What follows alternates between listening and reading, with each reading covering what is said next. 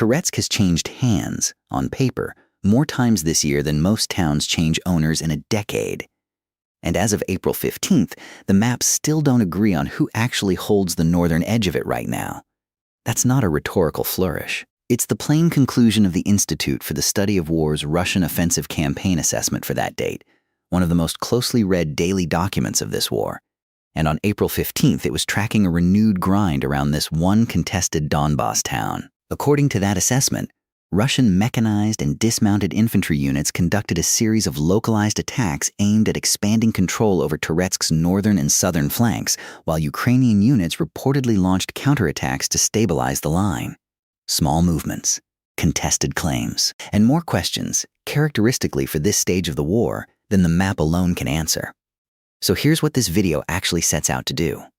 Not to tell you Tourette's has fallen, or that it hasn't, because as you'll see, that's exactly the kind of claim that gets overstated on both sides. Instead, we're going to walk through what ISW's April 15th assessment says, how analysts distinguish a confirmed change in control from a claimed one, and why a single town in the Donbas has become a kind of bellwether for how this entire phase of the war is being fought. By the end, you'll understand what's reportedly happening on the ground near Tourette's, and how an organization like ISW actually builds a map like this one. What counts as evidence, what gets flagged as merely claimed, and why that distinction matters more than almost anything else in how this war gets reported. Let's start with the Institute doing the reporting, since understanding its method is the only way to judge what its conclusions are actually worth. The Institute for the Study of War is a Washington-based nonprofit research organization that has published a daily Russian offensive campaign assessment since 2022. It draws on open-source material, geolocated combat footage, satellite imagery, statements from both Russian and Ukrainian officials, and reporting from independent journalists and military bloggers on both sides. ISW's own methodology separates what it calls confirmed territorial control, meaning changes supported by geolocated visual evidence, from what it labels claimed control, meaning assertions made by either side's officials or state media without independent verification. That separation is the backbone of every map ISW publishes, and it's the backbone of this video too. To see what that verification actually looks like in practice, take a single frame from a video posted in mid-April, showing a group of soldiers standing near a distinctive blue-roofed warehouse on Tourette's northern edge. An analyst cross-references the building's shape and orientation against archived satellite imagery, checks shadow angles to estimate the time of day, and only then plots a small dot on the map. One confirmed data point out of what might be dozens of competing claims about that same stretch of road that week. Multiply that single frame by the hundreds of clips uploaded daily from a Frontline hundreds of kilometers long, and you start to understand why confirmed territory on these maps often lags days or weeks behind what either side is publicly asserting. Tourette's itself is not a new name in this war. Long before this particular April assessment, the town had already spent the better part of a year as a contested edge of the wider Donbas front, sitting along the approaches that link it to Kostiantynivka and, further north, to Chasiv Yar, towns that have themselves absorbed enormous attention as anchors of Ukraine's defensive positions in the region. Before the war, Tourette's was a modest coal mining town of roughly 30,000 people, its skyline defined less by anything dramatic than by slag heaps and pithead towers, the unglamorous infrastructure of Donbas industry that has, almost incidentally, turned into some of the most fought-over terrain in Europe. Most of that population had already evacuated by the time this assessment was written, leaving behind a townscape of mostly empty apartment blocks and coal infrastructure that now serves, grimly, as cover for infantry rather than shelter for miners. Analysts have described this cluster of towns as part of a loosely connected belt of urban and industrial terrain that has slowed, rather than stopped, Russian advances for well over a year. None of that is new information as of April 15th. What's new, according to the assessment, is the specific pattern of renewed pressure on Tourette's flanks. Here's the complication that reframes all of this, though, and it's one that doesn't get enough attention in day-to-day coverage of the war. A renewed push doesn't mean a fresh offensive out of nowhere. It means the front line in this sector has been oscillating, pushed, held, pushed again, for months, in increments too small to show up as a dramatic headline but large enough, cumulatively, to matter. SW's April 15th assessment situates the northern and southern flank attacks around Tourette's within exactly that pattern. Not a breakthrough, but another turn of a grinding, attritional cycle that has defined the Donbas front through much of 2026. For the handful of residents who left only in recent weeks, that oscillation isn't an abstraction on a map, it's the sound that decides whether tonight is safe to sleep at home. Aid workers operating evacuation routes out of the Tourette area have described a pattern familiar from other Donbas towns. Families waiting until shelling reaches their own street before finally agreeing to leave, often elderly residents who lived through the mine's better decades and are reluctant to abandon a house that represents most of what they own. Their accounts, secondhand and impossible to independently geolocate the way a combat clip can be, don't make it into ISW's confirmed column at all, but they're a reminder that behind every flank listed as contested is a street somebody used to walk to work on. I've spent a fair amount of time going through these daily ISW assessments back to back, the way you'd read a case file, and one thing keeps nagging at me: how rarely a single day's report tells you anything dramatic on its own. It's the accumulation, read across a week, a month, that tells the real story. A single skirmish on a flank of Touretsk means very little in isolation. Stacked against dozens of similar entries, it starts to sketch the shape of a campaign.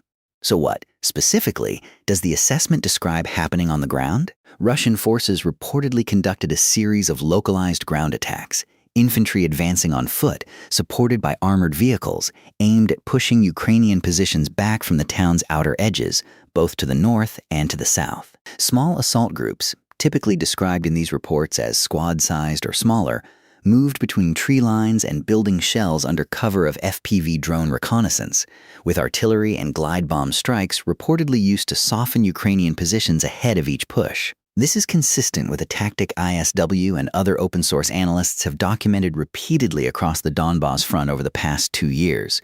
Rather than large mechanized columns attempting a rapid breakthrough, Russian units have increasingly relied on small assault groups probing weak points, absorbing losses, and gradually eroding a defender's ability to hold a continuous line. It's slow, it's costly, and according to the analysts who track it daily, it's been the dominant mode of Russian offensive action in this sector for a long stretch of this war. Ukrainian forces, for their part, reportedly responded with counterattacks aimed at stabilizing those same flanks, not necessarily retaking lost ground outright, but preventing the kind of steady erosion that, left unanswered, tends to compound. That's an important distinction, and one easy to miss if you're only skimming headlines. A counterattack in this context is very often about holding a line, not about reversing months of pressure in a single push. Now here's the harder question, the one that a map alone can't answer. How much of what either side claims about Touretsk should you actually believe? This is where ISW's confirmed versus claimed distinction becomes the whole ballgame. The Russian Ministry of Defense has, at various points throughout this war, announced the capture of towns, villages, and neighborhoods well before, sometimes weeks before, any geolocated footage substantiated the claim. Ukrainian officials have, at times, been slower to publicly acknowledge ground lost. Neither pattern is unique to this war, and neither is a reason to assume bad faith by default. Fog of war is a real, well-documented phenomenon, not a euphemism.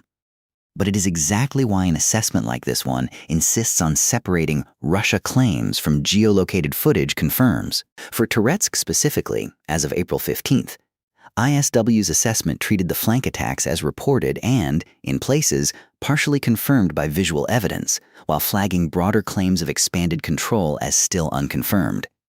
That verification gap is itself worth sitting with for a second. Analysts piecing together a town-by-town picture of this war are working from broken pieces. A video posted by a soldier, a satellite passed days apart, a claim from a ministry with an obvious interest in the outcome. Put yourself in the position of someone trying to build an accurate map from that raw material in near real time, every single day, for years. The obstacle isn't a lack of information. If anything, there's an overwhelming volume of footage and claims flooding out of this war daily. The obstacle is telling, from a distance, which fragments are trustworthy.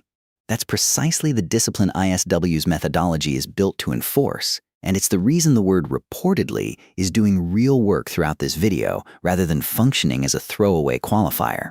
Here's an observation that might not sit well with everyone, but it's worth saying plainly. The loudest claims from either side about a town like Touretsk are usually the least reliable ones, and the most useful information tends to come from the driest, least dramatic sources: a geolocated clip, a satellite image, a terrain map updated by a few hundred meters. If you're following this war expecting clarity to arrive in a single dramatic announcement, you're going to be disappointed again and again. Clarity here comes slowly, in fragments, and often well after the fact. What do you think? Does a war fought and reported in these kinds of small, contested increments change how much trust the public should put in any single day's claims from either side? Zoom out, and Tourette fits a broader pattern that's held for most of 2026.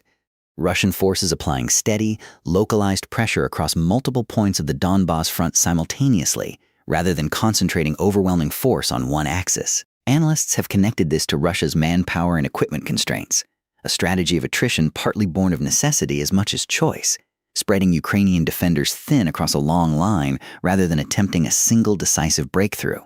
Ukraine's counterattacks around Tourette's flanks mirror a defensive approach seen elsewhere along the same front. Absorb pressure, contest ground street by street and field by field, and avoid the kind of encirclement that turned earlier towns in this war into much faster losses. There's a line in these assessments, repeated almost verbatim week after week, that I keep coming back to: positional engagements continued. It reads like bureaucratic filler. It isn't. It's the driest possible way of describing months of people fighting over meters of ground, and it tells you more about the actual character of this stage of the war than almost any dramatic headline could. So where does that leave Tourette as of this assessment? Contested.